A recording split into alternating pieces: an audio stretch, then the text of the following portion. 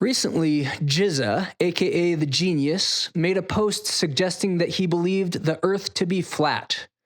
As many of you know, GZA is well known for the song Labels from his 1995 album Liquid Swords. The song weaves in the names of various record labels throughout the lyrics and warns of the potential pitfalls in getting involved with the corporate music world. But in 1995, there was no chance of the song being heard widely across the quote-unquote globe without the aid of a record label. So while labels can and do sometimes screw artists over, they can also enable artists to reach audiences. I'm sure that this reality was not lost on GZA, as he was then entering into his third record deal.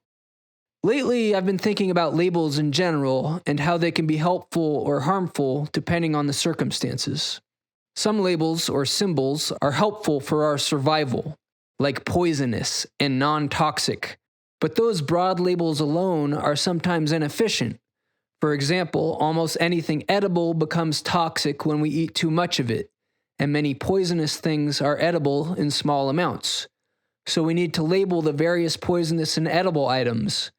If we want to be extra healthy, we need to be very specific in labeling not only different kinds of foods, but the elements they contain, like vitamins, sugars, calories, etc.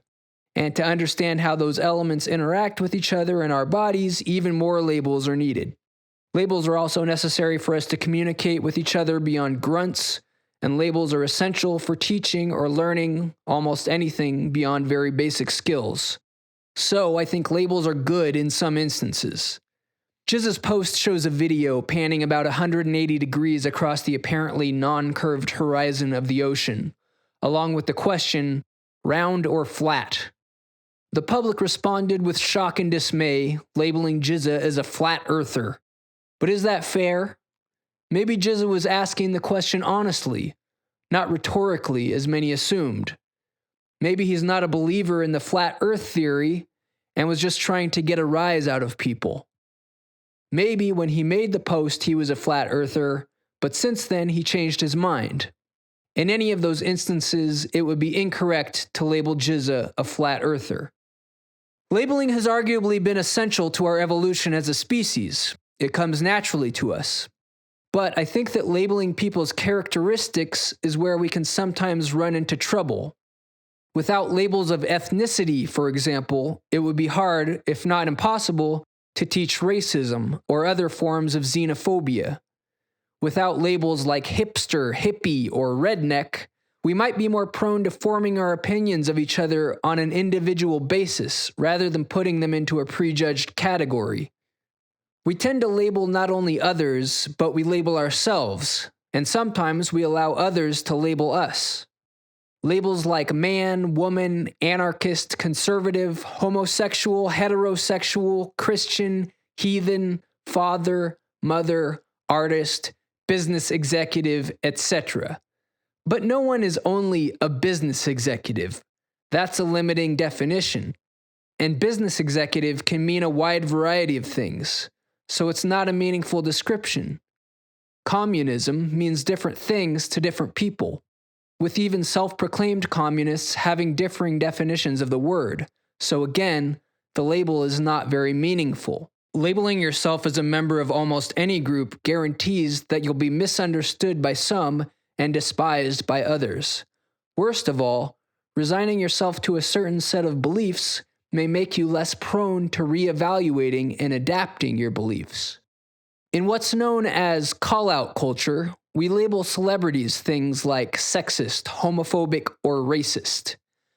I think this can be helpful for the public to familiarize themselves with what sorts of behaviors may be harmful.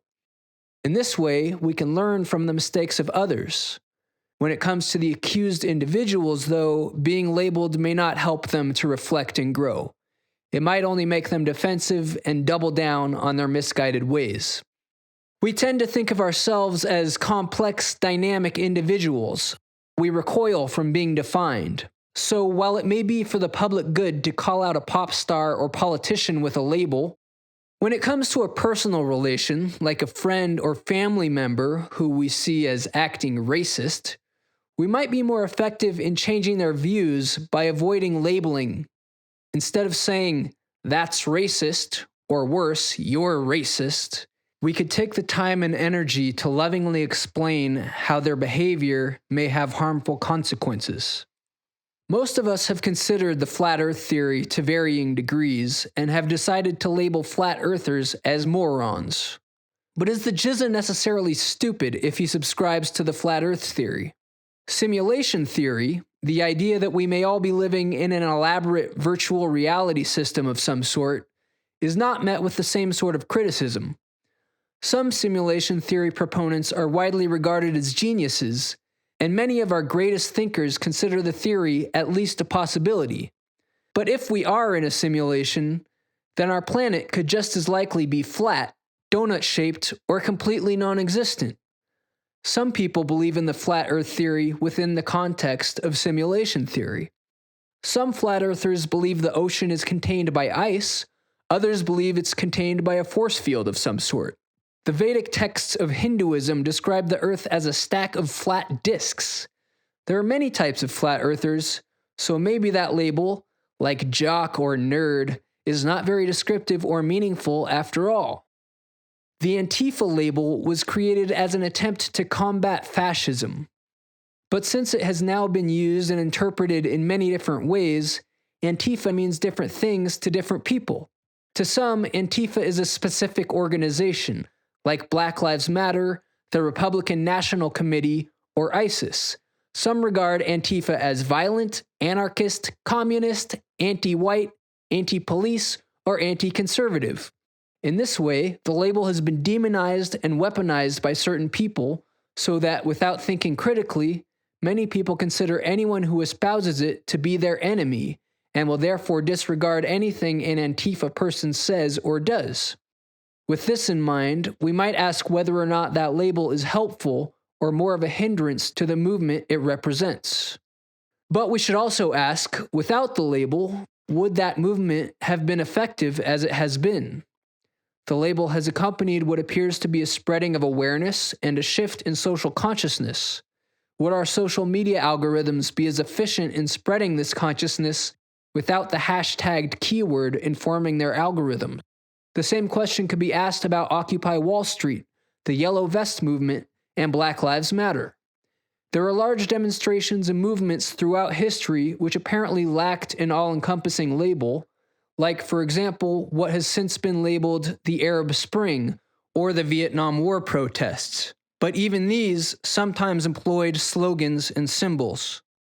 Now back to GZA's post. Someone commented on it, "There is a reason why ships in pursuit of another ship would sail 3.1 miles away, to avoid being seen. They'd sail just over the curve of the horizon where only the crow's nest would poke over. This is only possible if the Earth is a sphere." GZA's reply to this was, "Exactly." What? Did he change his mind? Is he just trying to trick us into thinking he's not a flat earther after seeing his potential loss of fans? Was he messing with our heads all along, just trying to get attention?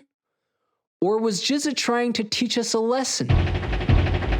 Listen, hear the sound time. Plug your ears, mask your fears. Something weird's going down.